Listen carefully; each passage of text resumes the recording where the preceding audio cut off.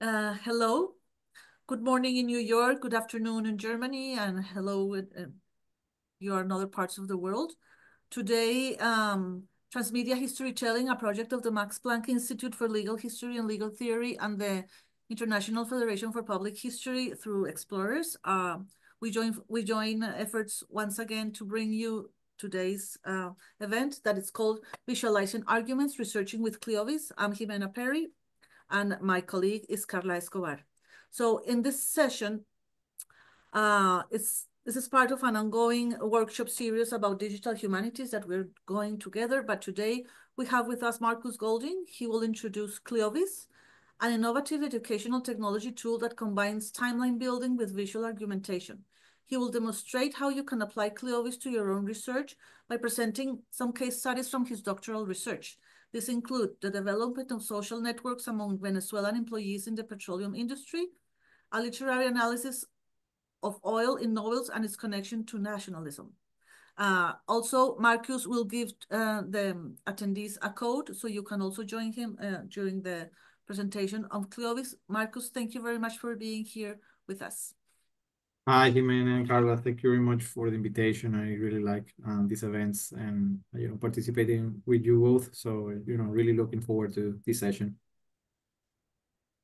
Of course, I'm really excited that we are going to be able to see the entire conference in video after this, in both in the Transmedia History channels and the Explorers channel.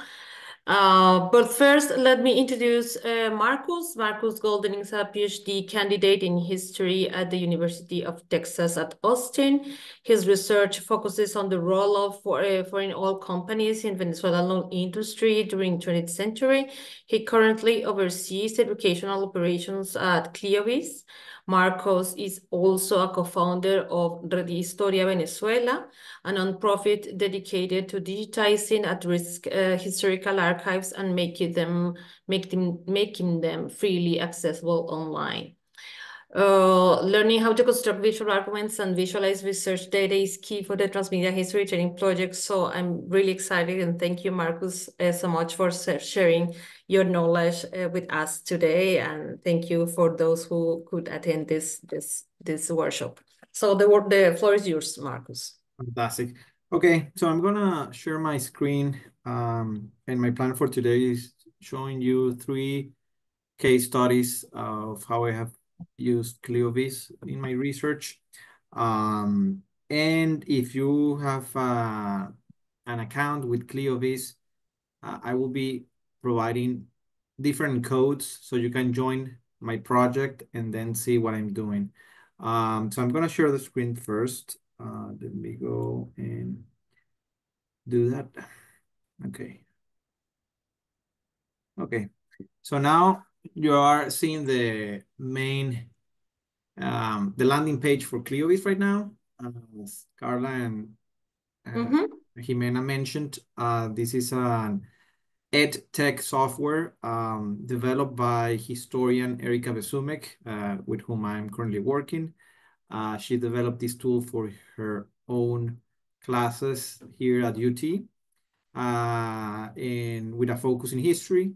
But over time, the tool has proven useful for other kind of disciplines, not only in the humanities, but also in the sciences. So it's currently used at UT in several disciplines and also in other universities across the US. So yeah, to start, this is the landing page. If you want to, if you haven't created an account, you simply go to start, and there's, and obviously I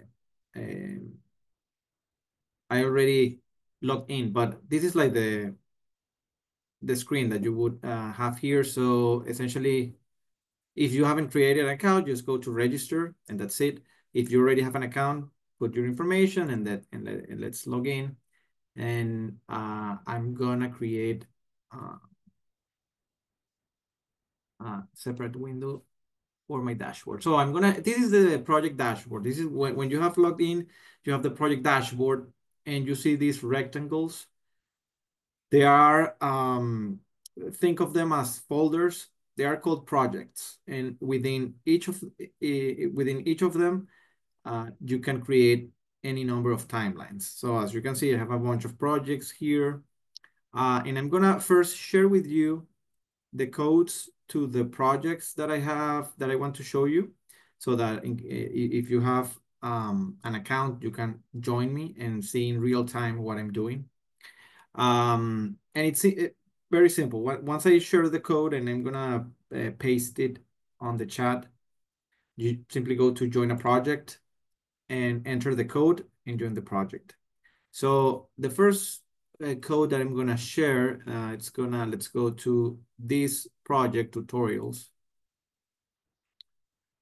And as you can see, these are the projects that I am,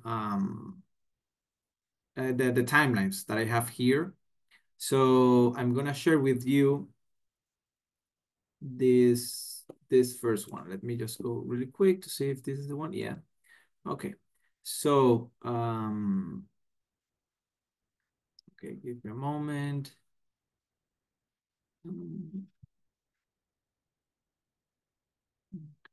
Okay, just want to be sure that I have everything here. Okay, so let me share the code invite. So to invite any person to a project or to the timelines that you have in a certain project, you simply click on invite, and then you can select here. I'm gonna select guests, and I'm gonna copy this link, and then I'm gonna go to the YouTube, yeah, to the chat. Give me a moment. So this is the first code that you are gonna add. And then I'm gonna share a second one. Let me go to, that's gonna be this one.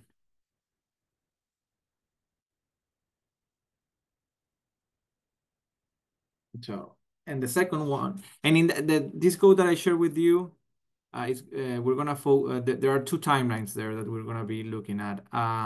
For this other one that I'm gonna share with you, it's where the other case is. So let me invite you to this other one.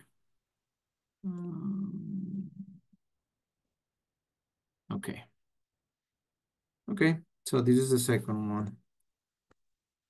Okay, so if you want, let's start with joining the project, the second code that I sent you, the project for the second code. That will lead you to this project, Social Network of Venezuelan Oil Industry.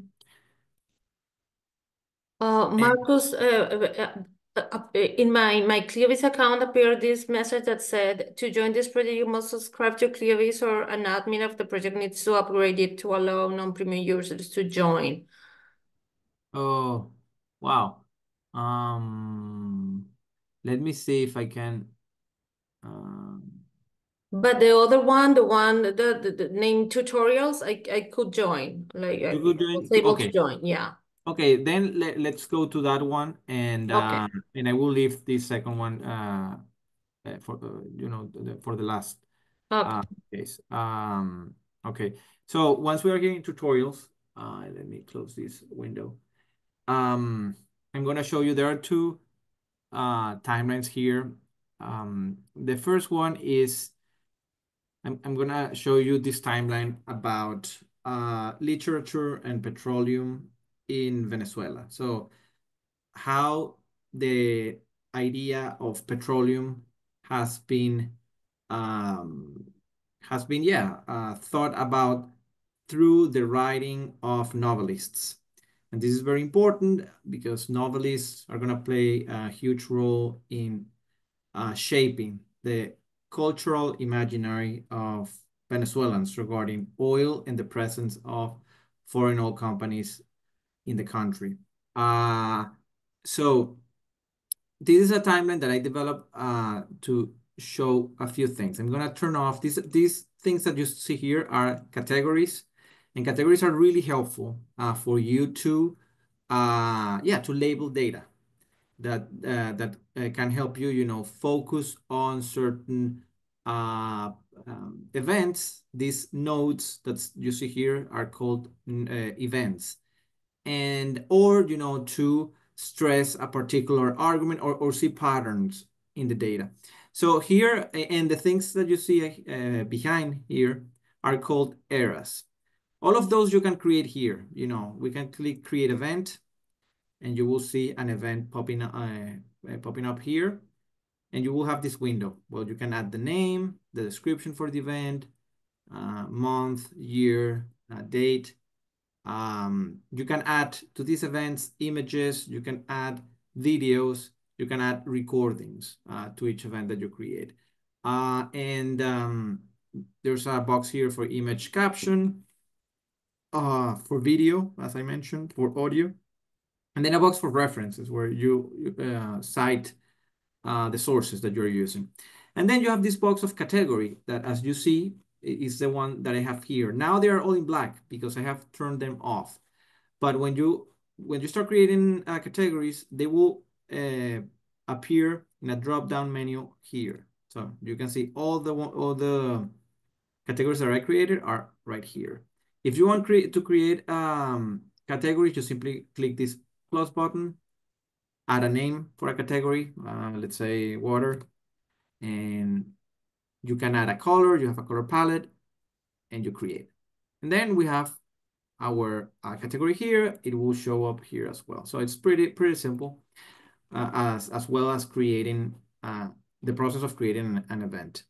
And then once you have created an event, you can start making connections. You can connect it to existing events in any way you want. So if I connect it to this one, I can here establish if the connection is forward, backward, bidirectional, none, add a description and references. So yeah, I'm giving you like a really quick overview of how to use of the main components of ClioVis to build a timeline, to then jump to the case that I'm showing you here. So let me just, and if you want to delete events, simply click delete, and that obviously will eliminate the connection. And finally, if you want to create an era, as the ones that you see here in the background, you just click create era. It's the same process. You see that there's like a brown section here. That's the information for the new era that I want to create. You add a name, a description, dates, references, and you can then have a color pad, a color panel to select the kind of color that you want. You click finish editing, and there you go. You have your new era there. I'm gonna just eliminate this one. Okay. So going back to my example, so one of the cool things that I want to show that I explore in my dissertation is how writers in the early 20th century influenced Venezuelan popular imaginary regarding oil and foreign oil companies. And this is interesting because the image that they portrayed about the oil companies was a really negative one. Starting in the, and just for context, oil exploration in Venezuela started in the 1920s. For the first 2 decades, almost until the end of the 1930s, conditions were very awful. So there were many writers, journalists that denounced the terrible conditions in the oil camps. And this is the moment where most of these writers will produce their novels, and they will always refer to this period, even those that produce their novels in the 40s and 50s. And there's going to be a huge change in the Venezuelan oil industry towards the end of the 1930s onwards, in positive terms. So companies started to invest in socioeconomic projects. They started investing in their workers, in communities, in education, in science. So obviously this image of the oil companies as awful, foreign oil companies as awful actors, was completely dismantled and replaced by a notion of these oil companies as contributors to the national development of the country. But in the popular imaginary, you will always have this idea that these oil companies were, they always had like ill intentions. And this is important because this is going to motivate partially the desire in the 1970s to nationalize the industry. It is not the only reason, but it's going to be a catalyst for that as well. So here I have my first event, Venezuelan oil industry under foreign control. You see that there's like a line here coming out of the event. That means that indicates a duration of this event. So if I click it on here, it goes from 2022 to 1976 when it's nationalized. And yeah, and then I have here another event, this generation of 1928, where university students that staged a protest against dictator Juan Vicente Gomez, who ruled Venezuela from 1908 to 1935. I'm gonna add here authoritarian rule. It is this guy. And under him is that foreign oil companies came to the country. So obviously, in the minds of many of these future politicians and writers, there was a symbiosis between authoritarian rule and foreign capital, and that's gonna crystallize in their minds and in their work and written work.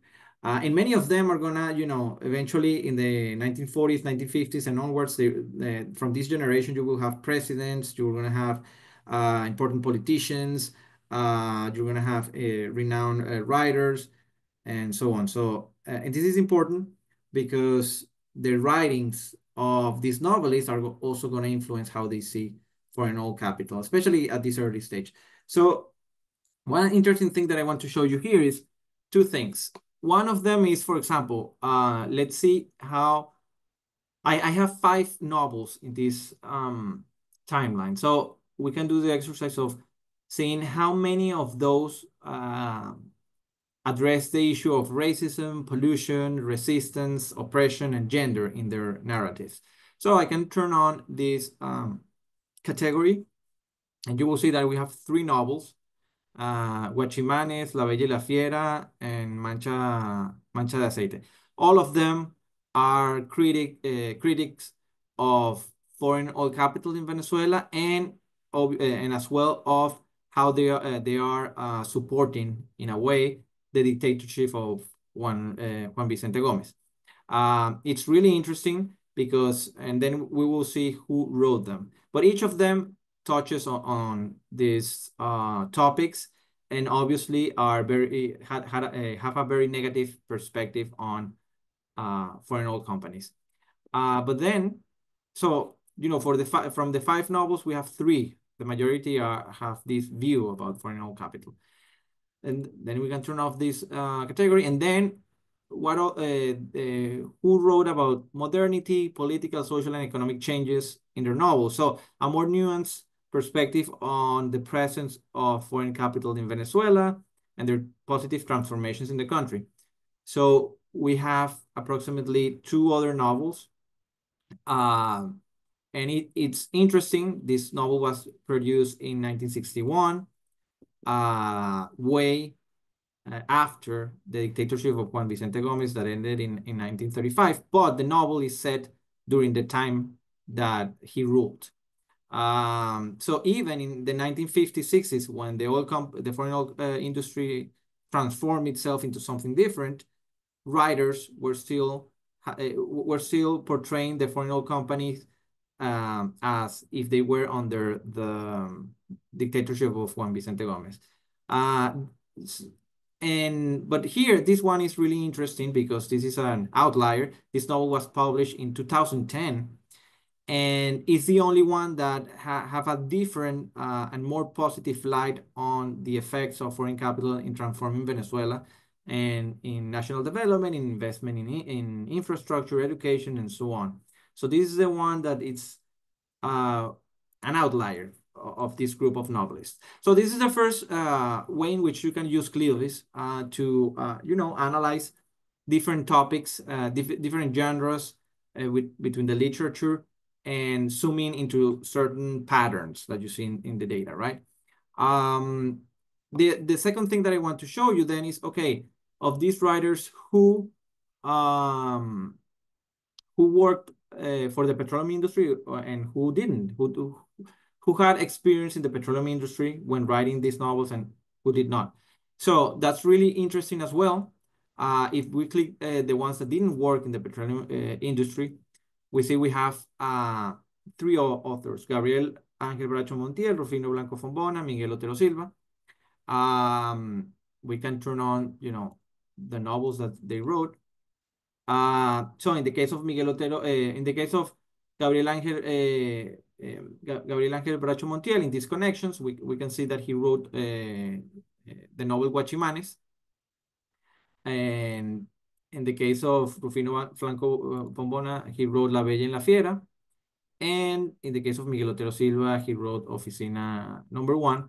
And as I mentioned, these two novels, La Bella y la Fiera and Guachimanes, are very critical of the presence of foreign oil capital. This one was written also in 1954, but again, the narrative is based during the dictatorship of Juan Vicente Gómez and not what came after. And in the case of La Bella y la Fiera, it was written during the time of Juan Vicente Gómez. But it's really interesting to learn also the background of these writers. So in the case of Rufino Blanco Fombona, he at the beginning was a public servant during the regime of Juan Vicente Gómez, but he started to be critic of this regime, and eventually he had to leave the country and was exiled for 26 years. So obviously he held a grudge against the dictatorship of Juan Vicente Gómez and all the economic power behind it, right? In the case of Gabriel Ángel Bracho Montiel, he was originally an odontologist, but eventually focused more in literature. He edited several local newspapers. He antagonized this dictatorship and was part of the generation of 1928. And he was also part of the Communist Party of Venezuela. And when we go to see what Miguel Otero Silva was doing, he was also part of this generation of the 28. He was one of the prominent, he headed one of the most important newspapers in Venezuela, and he was also a member of the Communist Party of Venezuela. So this is really interesting because their political backgrounds are also informing how they are viewing the foreign oil capital during the period of the Gomez dictatorship. But let's turn this off, and then let's turn this one off, and let's turn this one on. These are the only two that work in the petroleum oil industry and that had knowledge about how things work there. And here are also interesting things that we find out. One of those is César Uribe Piedrahita. He was a Colombian. He was an important doctor, a medical doctor in Colombia. And he was pursuing graduate studies in Harvard in 1922, when the university sent him to Venezuela to do some research. And during that time, he worked for an American oil company, the Sun Oil Company, in 1923. And there he witnessed the terrible conditions that the Venezuelans were subjected to under foreign capital. And this is really interesting because his novel, Mancha de Aceite, who came in 1935, is based on his experience in the oil fields in 1923, when, as I have mentioned, conditions were pretty terrible. So the vision that he had about the foreign oil companies in Venezuela was grounded in that particular experience. And he obviously was, he dedicated himself to medicine. He went back to Colombia. He traveled all over the world. He even was going to become, I think, consul of Colombia in the Soviet Union, but didn't happen. So yeah, that's essentially his background. And then the other author that we have is Gustavo Coronel. He's the only Venezuelan that actually worked for decades in the foreign oil company, with the foreign oil companies, and then eventually with the state-owned oil company PDVSA. He was a geologist. Well, he's still alive, and but he was a geologist, and nowadays he's a writer. And he worked for Royal Dutch Shell, Phillips Petroleum, Petróleos de Venezuela, and and obviously his experience uh, working in the oil camps is what drives the narrative for El Petróleo Viene de la Luna. This essentially is a fictionalized version of his own life, and yeah, and a recounting of all his years since he started in the 1950s at Shell through even the early 21st century, and all the things that he experienced. So it's a really good book. It's not, I mean, in my opinion, it's not a really good novel, but it's a really good historical document because it provides a lot of testimonies about how working in the foreign oil companies, for the foreign oil companies was. So yeah, this is just the first example that I wanted to show you. So from here, you can see that the way that the popular imaginary was constructed was very contextual and was very grounded in a particular period of the development of the Venezuelan oil industry, which was between the 1920s and the early 1930s, where conditions were not good. When the oil companies started to reform and change and invest more in the country and its people, we have a lack of writers. No one's, with the exception of Gustavo Coronel, and to a certain extent, Miguel Otero Silva, there was no narrative that, or other counter narrative to this original narrative.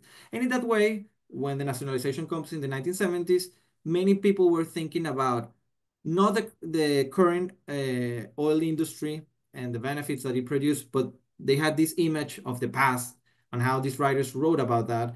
And that informed an economic nationalism of, we have to take control over our own resources from foreigners. So this is the first example of how I have used it to visualize part of my argument in my dissertation. Marcus, before you keep going, I'm sorry. Do you want to take questions as we go, or do you prefer to take them at the end? Because I know there's already, I already have questions, but how do you prefer to do it? Yeah, we can do it as we go, I think, because otherwise we risk the chance of then forgetting some of them. So if we address them right now, I think are good.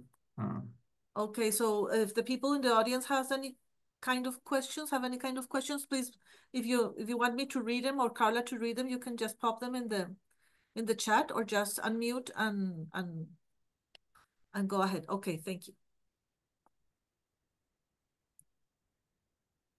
So, but Jimena, I think you have a question. Am I right? Well, yes, but my question is, it was a much basic thing.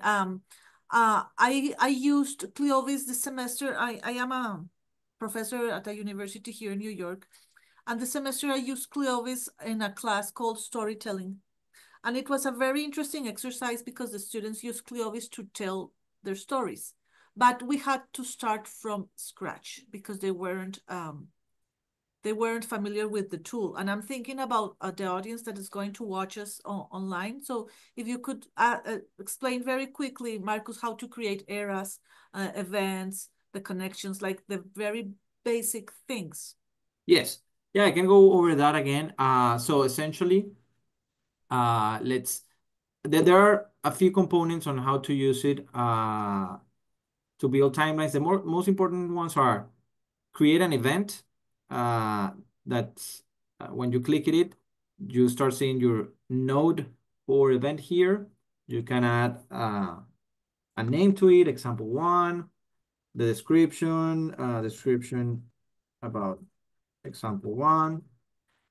You can set a here, you can set a date, month, year, month, or day, month or year only. For this example, let's make it simple. Let's make it a year. I'm gonna put 1919. Then you can add images. So to add images is pretty simple. you click this blue folder here, and then you can click here, upload file. And then you can either put a name, example one,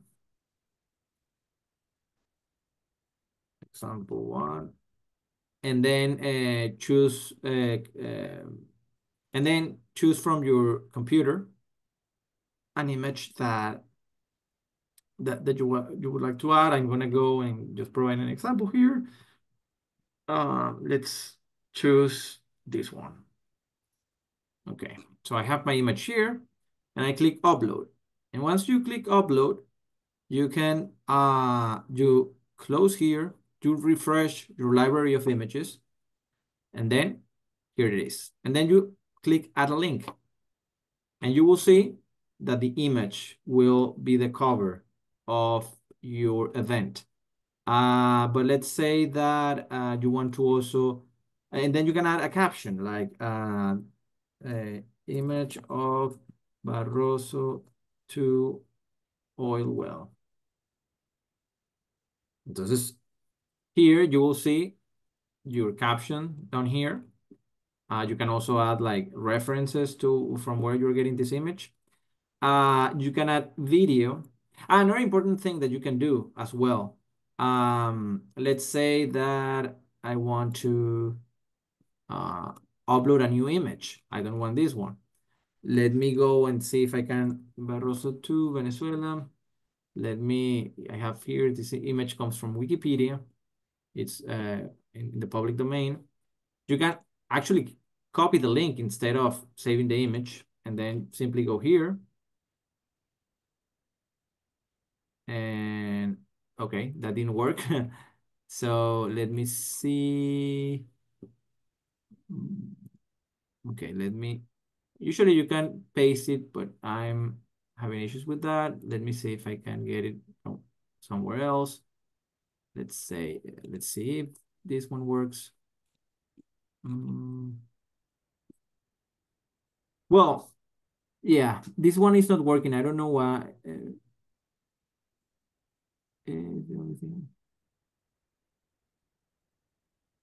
Yeah, for some reason, I have an issue with the URL. But the thing is that you can simply also paste the link to an image if it's in a JPEG or JPG format, and just paste it there, and it will work. The same for videos, especially in MP4 format or YouTube. You can go to let's go to YouTube, and let's grab a random video from here. Let's say this one, and I can copy this video here, and then go to video, and there you go. When you have the check button, the video then will appear here, and you can play it as well. Nice. Yeah. Dominando el Valle de Caracas en toda su extensión. So yeah, that's a really cool feature.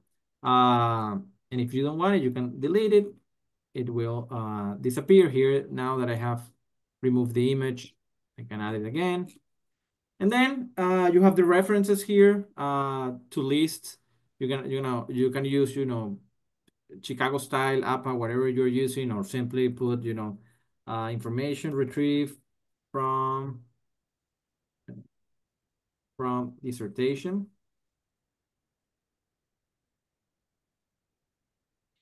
And then select, and then finish editing. And now we have here our event. And then you can also add here, as I mentioned, you can let's create a new event just to show a new category. Oil. Create. So now I have created this category, and then if I want to add it to this event, I simply look it here, click oil, and there you go. Now my event, you can, well, another important thing is that you can use these buttons to zoom in. Oops. Yeah.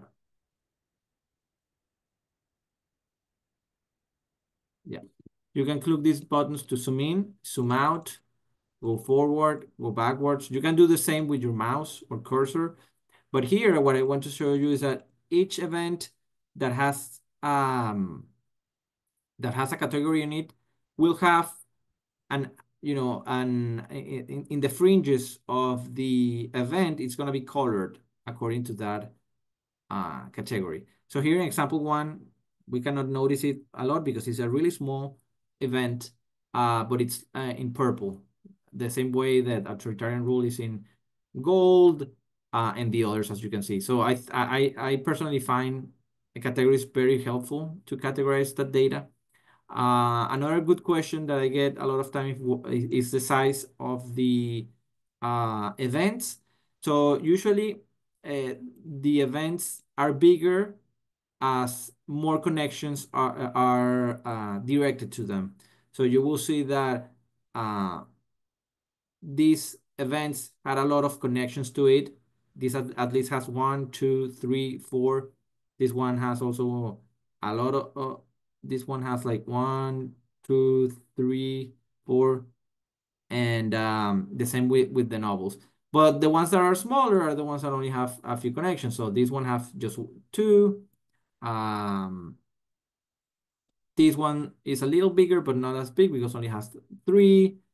And the one that I have here doesn't have any connection, so it's pretty small.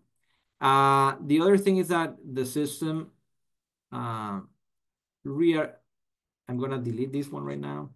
Oh, well, before doing that, let me, another important thing that you can do is, as I mentioned, do connections. So you can connect this event to this other, and then if you will, and you can, again, here add, if the connection is forward, backward, bidirectional, add a description and references of your connection. So in many of my connections here, for instance, let me see, this one, Mancha de Aceite leads to generation of 28. Students of this generation read and even authored some of the novels about oil in Venezuela. So you can explain and dig deeper about the connections between the events. And then I'm gonna now erase this one. You can delete it. And then the last thing that you can do is create eras in the background. As I mentioned here, you can put here a period of turbulence, let's say. And then you're only, let's put something like this. And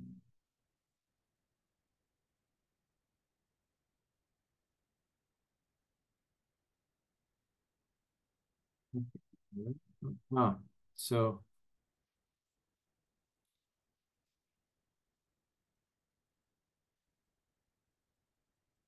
okay, and there you go. And then we can set a color to it, and there you go.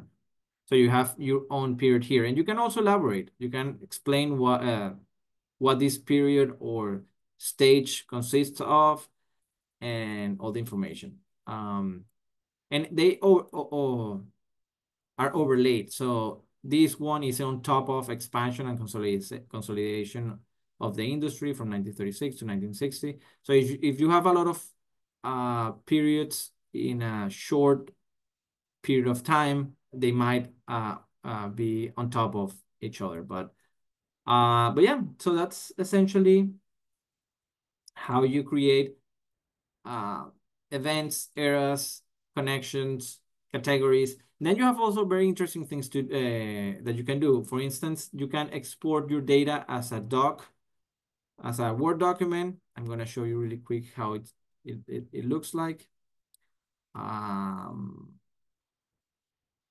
Let's save it here. Okay. And then, and it's really nice, especially for your own research, or if you're teaching something. That's a good way where on how students can use the software to then have like a study guide, for instance. So this is the end result. You have here the whole timeline in a written format. with the names, the description, the connections of each event to others. So it's really, really nice with the eras, the name of each era. So essentially, it could also serve as a draft for a potential paper as well. And you can do the same you can export it as a CSV file.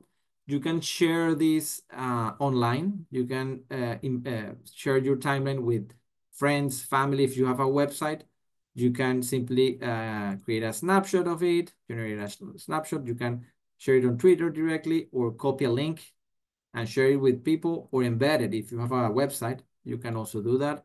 So we can copy this link and paste it here. And then anyone that has this link can access your timeline. Oh, this one didn't work. Let me see why.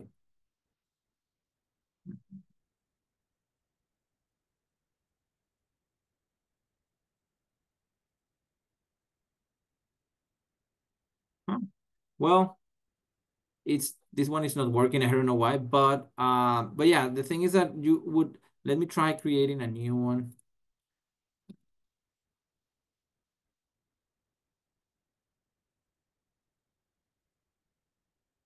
See? Yeah, well, for some reason this one is not working. But the thing is that you copy the link and open it elsewhere, and anyone can access your timeline. The only thing that they cannot do is obviously edit it, but they can access all the events, all the eras, and learn. So that's a really cool feature if you're thinking about exhibitions, presenting this research to a broader audience. And then obviously there are other nice components like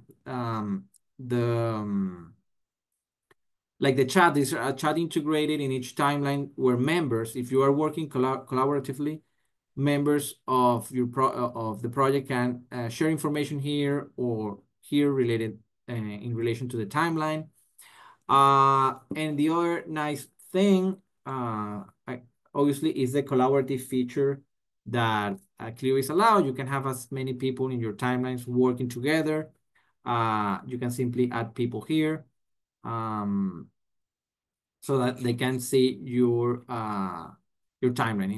In this area, you would be adding them so that they can have access and work. So yeah, I don't know, Jimena, if you would like me to extend a little bit more on that, or would you like me to continue? Oh, I am good, but I think Carla, you have questions?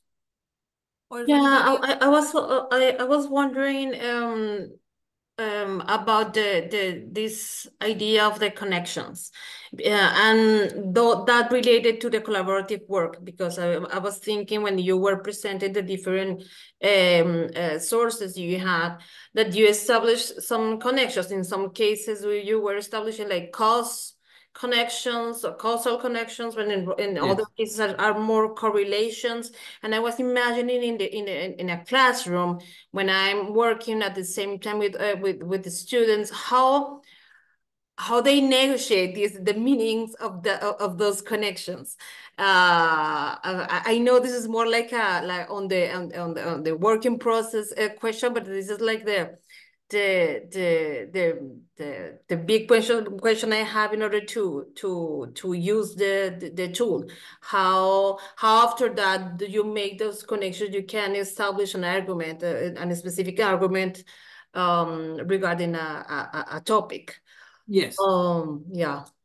So yeah, the way I understand your question, so there are several ways in which I think students can use ClioVis to uncover evidence to then make an argument, or do the reverse engineering part, which I have done here, of visualizing an argument that I have written in my dissertation. So depending, I think ClioVis can be very helpful for them when they are new to a topic, because this can serve as a drawing board, if you will, or like a big draft, where they can start putting information like this event happened, this event happened. And then eventually when they have all these different events, they can start thinking analytically and say, okay, these are, I didn't know these bits of data are actually related. And then when they start making these connections, they start thinking critically about a certain topic. So for instance, here, as I started, this could be a drawing board for a student. They read about the Venezuelan oil industry and they know about when it was started, and then about this generation of young students that confronted this dictatorship. But as they start reading more through the readings that you assign in class or what you teach, they can start, okay, then, we have this dictatorship here that, was very close to the foreign companies. And then eventually the democratic period came in the 1950s, and these these students formed became the leaders of that democracy. And then, okay, you start thinking about, okay, and how was their vision about oil influence? And you start finding all this literature, right, on how oil was perceived by these novelists. And then eventually you start finding that there are differences. There are certain novels that focus on certain topics, and there are others that are different. And then you can then jump from there and see, okay, why they were writing the way they were writing. And then they can analyze who authored these novels. And then you can find more about their backgrounds, from where they came, and eventually you can see that many of these writers have political affiliations. Obviously, that permeated the way they analyze the situation, but also there were other writers that actually work in the oil industry and had a more intimate knowledge of how things work, and also their narratives were written at different moments. So this is the way in which I believe, it would be really helpful for students to approach a topic that you want them to study in class, and they can start like a detective work, having these events and starting them to make connections, think about them critically. The other way, as I mentioned, I find this way more helpful for people to see my argument than what I have written in the dissertation. It's a better mechanism or a better means to transmit ideas to a broader audience than any written work that you can produce, because it's going to have limited access. So yeah, I don't know if that answers your question. Yes, I was only thinking, so the collaborative part is in the putting the events and the Yeah. sources. But my question was also, well, what about the collective constructed the categories? Like, this is something that is going to happen inside the platform. It's something I have to create outside, and then we can all agree about the categories, or yeah. Well, that's a great question. Yeah, because when you have people on in this timeline, and just to be sure, you were able to access the tutorial project, right? Mm-hmm. Yes. Okay, so I'm gonna check because I think you are not yet part of. Let me see if your name is here. There you go. Okay. Okay. Okay, now check your see if you can access my timeline. Well, I think I added you to another one. Let me do it for the right one. Sorry. Okay. Here we go. Okay. Okay, now let me know if you can access the literature and petroleum one. Yes, I'm in the literature and petroleum. Okay. Now, if you go, you can actually go and create, you can also create events, you can create eras and create categories. So going back to your question, that's the work of the students or of the team that have to build a timeline, because they have to work collaboratively to think about, okay, what are we going to create? Usually the way it's done here in the classroom is that the professor assigns a topic to a group of students, let's say 5 of them, and they have to do a timeline about a certain topic, let's say the Civil War in the US.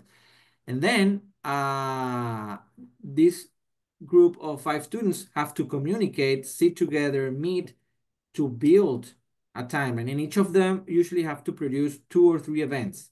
So they have to coordinate themselves and choose the kind of events, connections, and categories that they want. So they have to work collaboratively to have a really sound and good-looking timeline. So yeah, that's the way how they do it. Yeah. Okay. If there are not any other questions, I can go. There's a question in the chat, Marcus. I'm gonna read it. Can Okay. events belong to just one category? The fact that they have their display colored according to the category seems to suggest so. If they can belong to multiple categories, then how is the color in the display of the event being decided? This is a question from Andreas Wagner. That's a great question, Andreas. And currently in this version, we cannot you cannot have multiple categories to tag a single event. However, a workaround is to essentially create, let's say, a category that is, well, like the ones that I created here. You see that I condensed several labels, if you will, in a single category. So I could have a label for modernity, and for political, social, and economic changes, or a label for racism, a label for pollution, and so on. So the way I work around this issue is to group them in a single label. In that way, that category reflects a broader set of topics than otherwise. I know it's not ideal, but this is in this current version, and I mean in this current version because we're working on an updated version that will luckily come out at the end of the year, where you will be able to add several categories into a single event. And right now, what we are thinking is that you will have this fringe ring right around the event, and it will be colored partially by each category that you are adding. So it's going to be like multicolor to reflect the different categories there. But at the moment, this is a way to work around that. So yeah, I don't know if that answers that question. Okay. I have another question, Marcus. Yes. Yeah. Thank you. Cool idea for the future, and thank you more generally for the presentation too. Okay. He says he has to leave in a few minutes, but don't worry, Andres. This is going to be recorded and circulated in social media if you want to see Yeah. the end of it. But I have another question, Marcus. Yes. A question that my students made for you, but I think it's also like good for the general audience to see it. Do you remember when my students asked you if connections could go both ways? Because we see the connections going only one way, and they asked me if they could go both ways. I remember you explained that, but can you explain it here again? Yes. So when you go to connections, let's say here, they can go both ways. You have to decide by yourself what's the rationale, why that connection goes both ways. But yeah, you can simply click here by directional, and then you will have arrows pointing to the two events. So yeah, that's perfectly possible. As long as you think that two events influence each other, that's where I think you would use the bidirectional one. But most of the time, I tend to use the forward one or the backward one, or yeah, I usually stick to those two. But yeah, I don't know if that answers your question, Jimena. Yes, thank you, Marcus. Great. And I'm just gonna leave my email in the chat for anyone that wants to reach out later if you are unable to stay for the whole conversation. I'm gonna leave my email. Feel free to email me. This is what I most of the time do at ClioVis, is do this tutorial. So I would be very happy to sit down with you and brainstorm or see how the system works, or if you want to purchase the software for you or your institution, yeah, just let me know. So yeah, I'm gonna continue. We're close to the hour. So if there are no more questions, I can just show you really quick the other two case studies that I have developed. And this is, I think it's gonna be good for you to think about how to use ClioVis for your own research. So the other one is conflict in Venezuelan petroleum industry. This is also a really nice timeline that I created. And what was the purpose for this timeline? So what I wanted to see, I wanted to visualize what's the main argument that the literature has about certain topic. In this case, management, labor relations in the petroleum industries of the global south, right?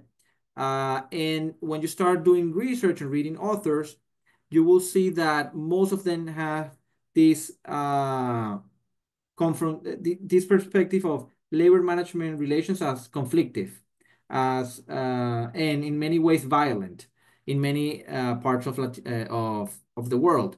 So when I turn on this label, this is essentially the argument, the consensus in the literature regarding conflict in the global south oil industries. I'm here adding all the several authors that have explored these dynamics in Mexico, in Nigeria, in Saudi Arabia, in Colombia, and all of them agreed on different mechanisms that these companies created to eliminating labor leaders, to impose racial discrimination, repression, and relegation of local workers to the bottom tiers of corporate hierarchies. And that's the overall consensus. But and when we analyze the protests in the Venezuelan oil industry, according to this literature, only two fit that that mold or that description.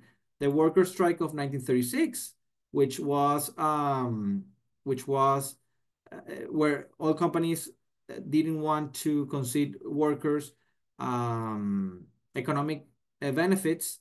They rejected them, and at the end, the government has to come in and they ended the strike that workers were carrying out.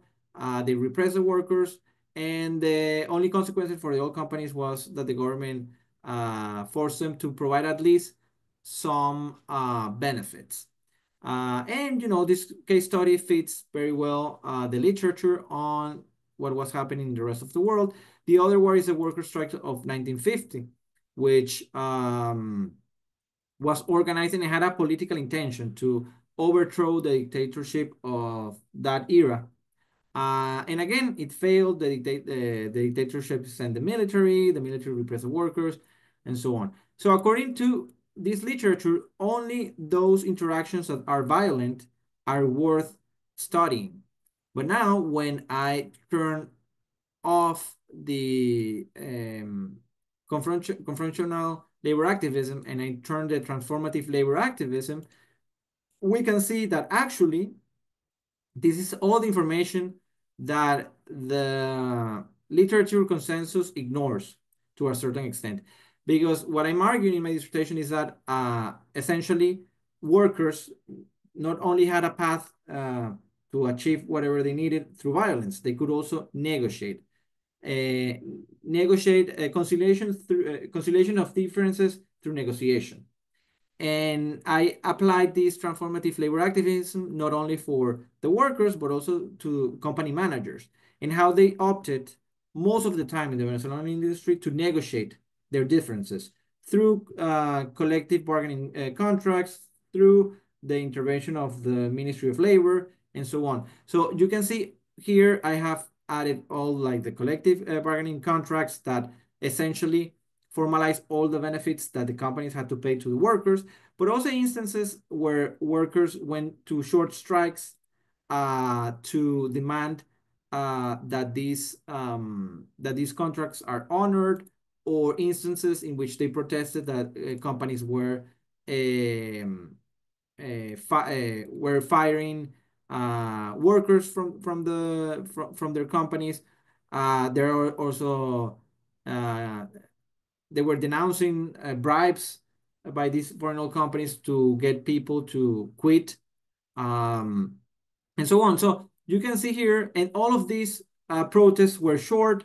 In them, we had the government intervening, the labor ministry acting as a mediator, sometimes the president, sometimes workers and oil companies were able to figure out their differences peacefully, largely peacefully. So this is a good example on, when you look at the literature consensus, this is what we get. But since this approach doesn't consider negotiation as worthy of study, many of the other mechanisms that workers and managers employed are simply invisible, are not noted by the literature. But when we change our lens, we can see that there was a lot of action, a lot of bargaining, a lot of negotiations in the Venezuelan oil industry. And this is worth noting and worth researching, because otherwise we end up with a very limited understanding of labor management relations in the Venezuelan oil industry, and I suspect in the rest of the world, in Mexico, in Colombia, in Saudi Arabia, and so on. So this is the second example that I really have a lot of fun doing. If there are no questions, I can move to the last one. Let me just go to this one. And then the last one I'm going to show you, it's a social network that I have created. The idea behind this social network is to show the professional mobility that Venezuelans working for these foreign oil companies had starting at the end of the 1930s. And you can apply the same logic to create social networks for any topic that you are analyzing. So in this case, I'm focusing on social mobility in the 1930s and 1940s, and I have created several categories here. I have essentially created categories for individuals and for organizations. So Venezuelan government, Venezuelan oil companies, civil society organizations, OPEC, foreign oil companies, all of them are institutions, and career employees and other roles are individuals. So all the yellow dots that you see here are essentially workers or employees that started their careers in the foreign oil companies and then reach important heights within the corporate ladder. So for instance, we have the case of Guillermo Zuluaga, where I here compose a brief bio of his work trajectory. He became as an assistant in the Department of Geology in 1939, then became manager of the geology department, then eventually was member of the board of directors of the company. Or you have the cases like this one I really like, Aníbal Martinez. He had a lot of different roles in his life. He worked as an engineer for Royal Dutch Shell, but then worked for the Creole Petroleum Corporation. This was an American company, then was a head of geology. Eventually, he became an advisor for the Ministry of Mining and Hydrocarbons of the Venezuelan government. He then was member of the OPEC, which is a cartel of oil-producing countries, founded in 1960. And then he founded his own civil society organization or pressure group to nationalize Venezuelan oil, Frente Pro Defensa del Petróleo. Or another case that I really like is the one of Humberto Peñalosa, who also had different roles in the private sector, in the public sector, and then, and in the government. So this is also another example of how you can visualize your arguments. I made an argument that there was a lot of social mobility and possibility for Venezuelans working in these oil companies, and that many of them eventually were influenced by how these companies view the business. They have this business mentality of efficiency, of meritocracy. So when many of these Venezuelans that work for these companies work for the government, they brought that mentality that also influences the legislation and the way they saw the actions of these oil companies, which are really different from the novelists that didn't work for these oil companies and didn't have these roles. So and then finally, this also helps you visualize your argument not only in terms of the quantity, all these dots of Venezuelans that achieve really important roles for these companies, and then beyond that, but also in terms of the quality. That's the reason why I built again this like CV for any of them, for all of them. And essentially I did this through, going through them through primary sources. And every time that I found these names, I make notes and I created this CV for them. So this is a third and final case study. So to sum up, you can use ClioVis to create social networks, to visualize specific relations between social networks, to do literary analysis, and then also to also find gaps in the historiography and literature, and show what the literature says, and then how you are challenging that or complementing that, or making a different point. So that's pretty much it. I'm gonna stop sharing right now. I don't know if anyone have Marcus, question. yes, I have a request. Don't stop sharing yet. Don't stop Okay. sharing yet. Do you remember that you showed also in my class how these ClioVis timelines can be used for business and chemistry? Oh yes. So let me. I think those are good examples because ClioVis has many ways of Yeah, using it. that's a great point. Thank you, Jimena. Yeah, I'm gonna show you some cases on how ClioVis has been used here at the University of Texas in different disciplines. Just let me find the right project. Let me see here. So I'm going to show you two examples, one on how ClioVis has been used for biochemistry courses, and then another one for business courses. So here we have one for biochemistry courses to explore the process of glycolysis. So in this way, you can see a practical use of ClioVis to explore a chemical, a process that, it's not bound by time as a traditional history timeline. But they made a good use of the features that ClioVis have to explore this process of glycolysis through each of these nodes. So, here you have a description of whatever this protein is or does, the reference that they use, and then how that influenced the generation of glucose, and so on, and the explanations on them. And so these are two separate processes that takes place in generating energy, and energy generation, and energy investment. So this is a different way in which you can use ClioVis and see the different categories that you have here that are very different from the ones that I have on my timelines. So this is one example of how to use this for biochemistry courses. And then I can show you one for business classes. Here it is. And then you have here a relatively basic investment strategy with 3 investment paths and different amounts of money, and all the and how that investment grows over 5, 10, and 20 years, and then eventually 40 years. So here the first investment is $10 with an average yearly return rate of 10%. And then obviously you make the calculations, how much that money will be in 5 years, then eventually in 10, and then in 20, and then after 40 years.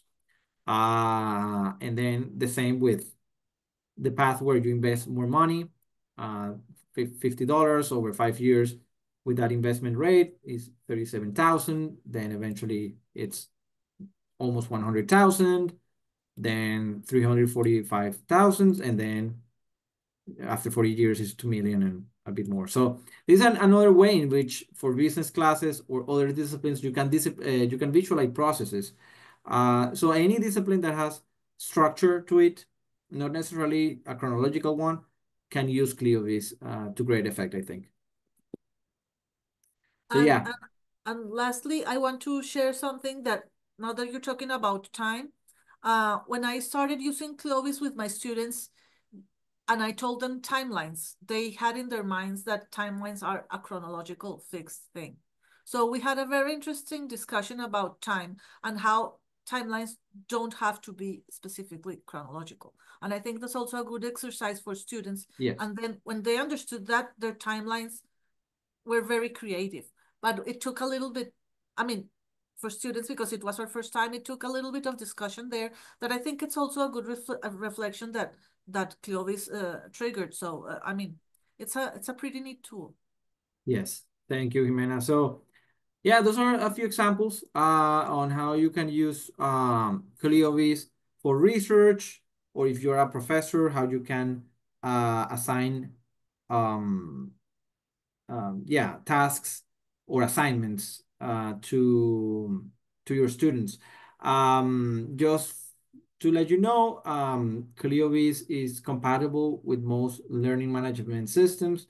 So here in the US, systems like Canva or Blackboard are widely used in many campuses across the nation, but it's also compatible with any other one that you might use. So if you are in Latin America or in Europe and you have a specific learning management system, we can work with you to incorporate ClioVis. If you don't have one, you can use it like I have used it right now from the through the website. So you have those two modalities. So yeah, that's I think pretty much it. I don't know if there are questions. Again, if you would like to use this tool, please feel free to reach out to me. I left my email here, or you can email Jimena and she can share my information with you as well.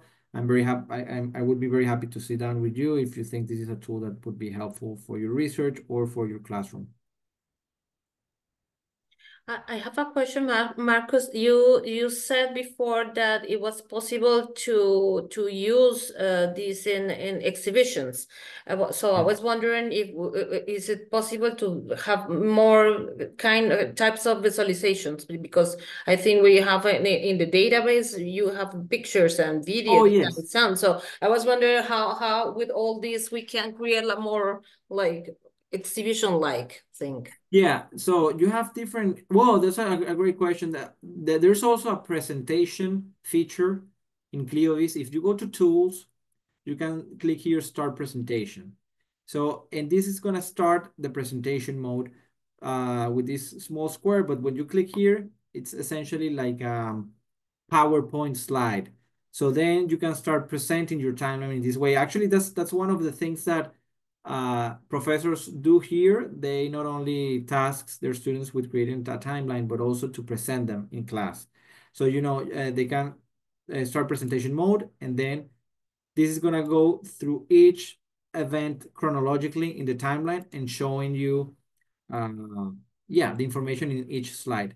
But students can alter the order for the slides by simply going to open event list here.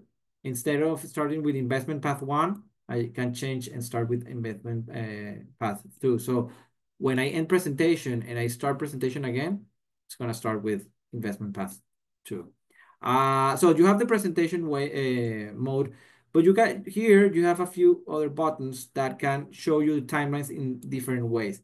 So this one, simplified form view, allows you to see the information similarly to the Word document, but here you will have the images and all of that. And it organizes it chronologically. So you can see here all the information chronologically about the investment strategies. So that's one way in which you can visualize the data. If you're a professor, this is a good way to grade your timelines instead of the default visualization, because here you have all the events organized. You only have to scroll down instead of jumping from one event to the other. And then you have another visual. This is the default visualization. And then you have the full screen mode where you can get rid of the search bar on the top. It looks more neat, more nice. So yeah, those are the visualization modes that we have. I would like to try again the snapshot thing that didn't work last time. Let me see if this time it works.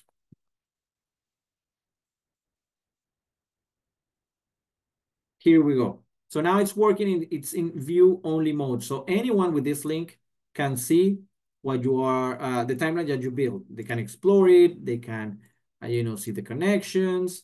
They can, also see the eras and the categories, but they cannot edit it in any way. So this is really nice, I think, again, for exhibition purposes.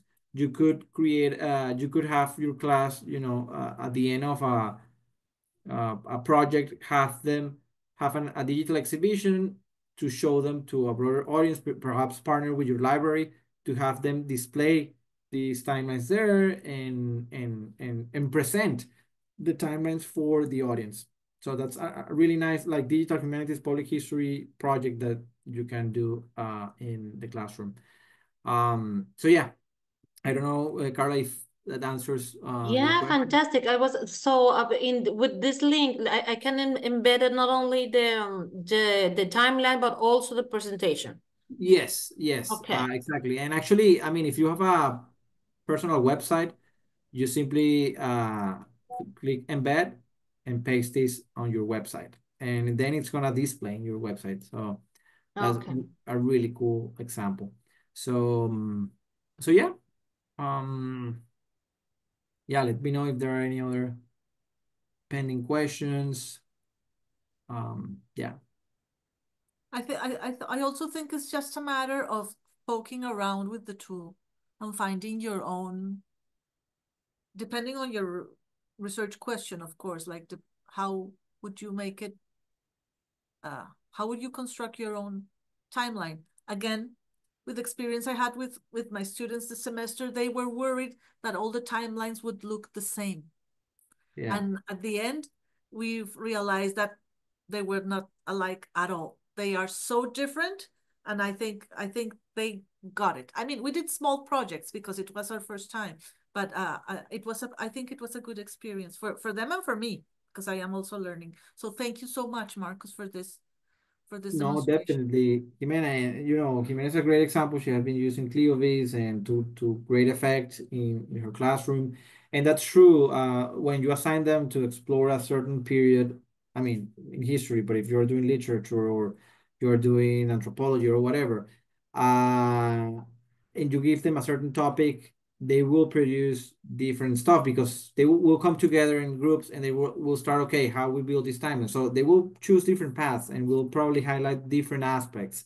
I don't know, in the case of the Civil War, many might focus more on the issue of slavery. Others might focus more on the issue of the military battles. Others might focus more on the issue of international relations during that period. And you start getting like a very holistic and varied perspective of on a certain topic. So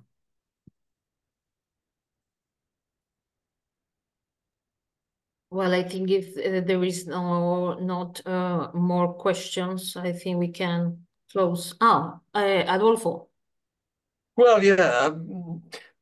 If I can say something, because it's extremely interesting.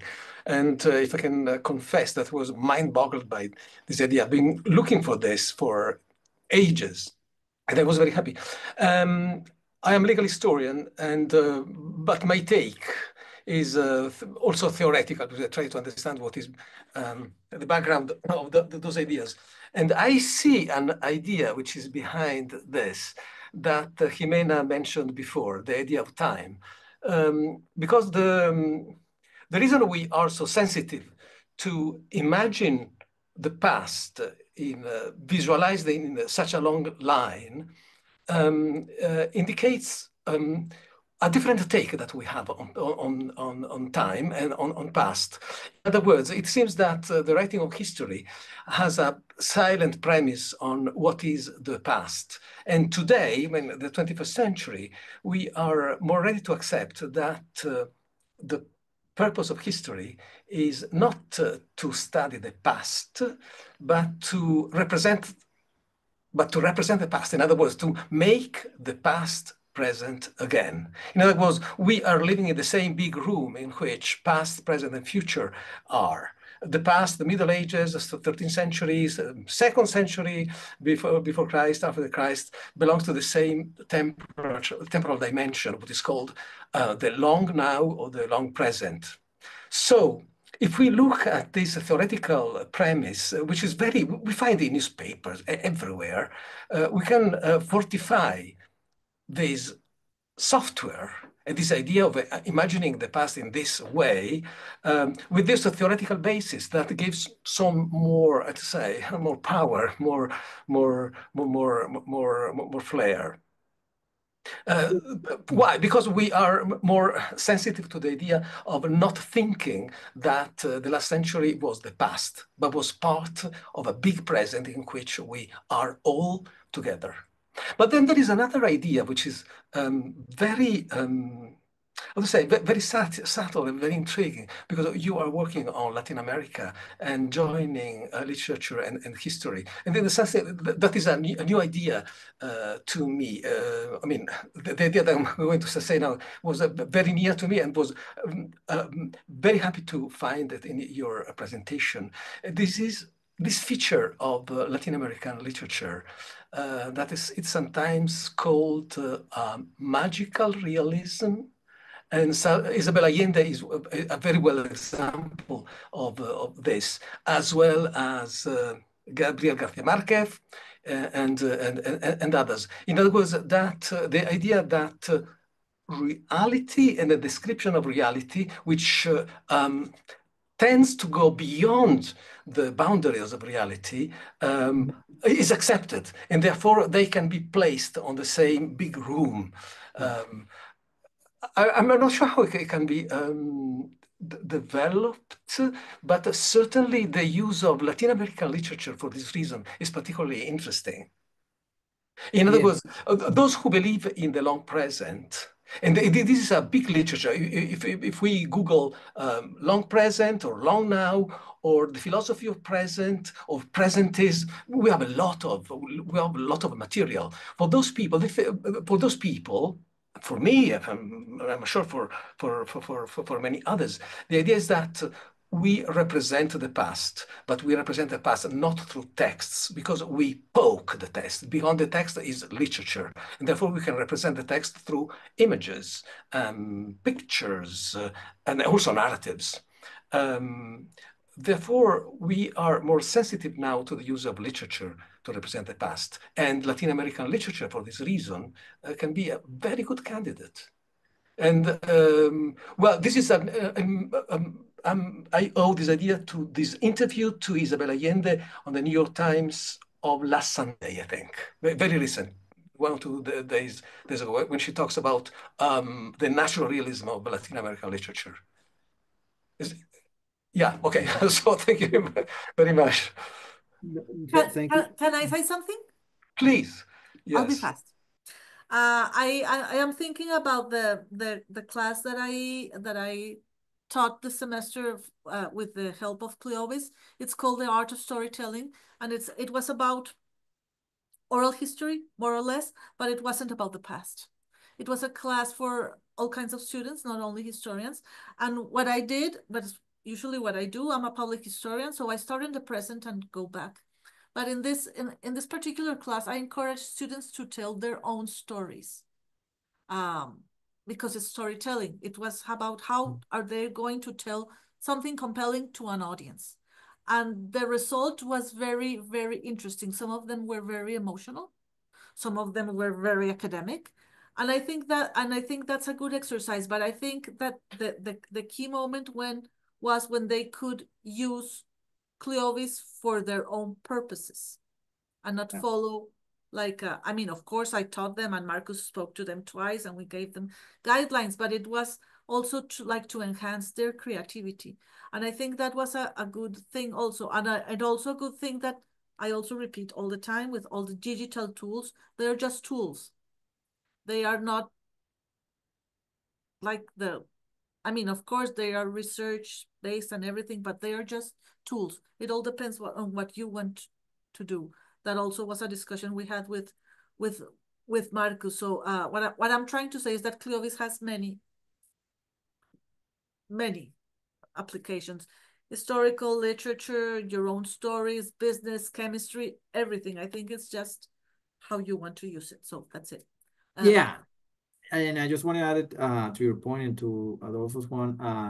Yeah, I think one of the highlights of ClioVis is definitely to make the student proactive. So you or the researcher proactive. You have to be the one finding the connections, uncovering patterns, and so on. You cannot easily delegate this to a machine. Even in this age of artificial intelligence, you still need to think about these connections and build them using the software. So that's the reason why I think for the course that you taught, you had such a wonderful experience, because students start to approach a discipline differently as a creator instead as a passive receiver, you know, and I think that makes a difference. And regarding Adolfo's point on magic realism, I think it's a really good point. Also, you know, to problematize also these understandings of the past,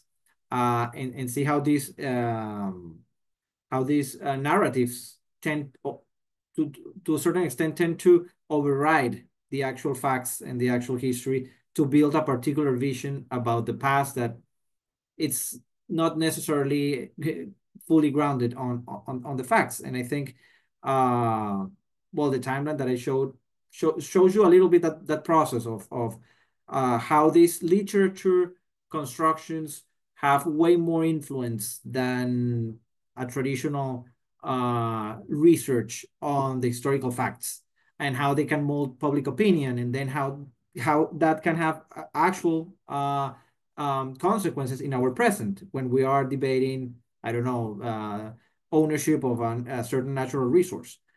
So I think that was a really good point as well. So thanks for it. Yeah, it's actually the normative power that literature has. Yeah. Yeah, I think that's a really good point. And also, I think, because when you were both talking, I was thinking of course, when Jimena said this is just a tool, and of course this is just a tool, and most of these debates pass in the classroom. But I think is what I really like about this tool is the possibility that opens in order to start discussions of everything, like collectively constructing historical knowledge, how to construct the categories, what is the debate, what are the relations between the variables, Yes. what are the problematization that we can make regarding historical consents or no. So I'm really happy about this presentation. I really want to start using the ClioVis, and I'm sure I'm going to write you some questions and things when I started to use it. So unfortunately, we have to. I mean, time's up. So I encourage you to get in touch with Marcus if you want to find more. As he said, he will be happy to talk to you. Also, there's a ClioVis site. I just want to thank Marcus again on behalf of the International Federation for Public History and of Transmedia History Telling. Thank you, Carla, also for joining effort with the IFPH. These events that we do together are fantastic. Thank you, Adolfo. Thank you for all the people who are watching us online, and we hope to see you really soon. Thank you very much, Jimena and Carla, for the opportunity. I really appreciate working with you in several, you know, we have had several other projects in the past, but thank you very much. And thanks to the audience for their time. I really appreciate it, and see you next time.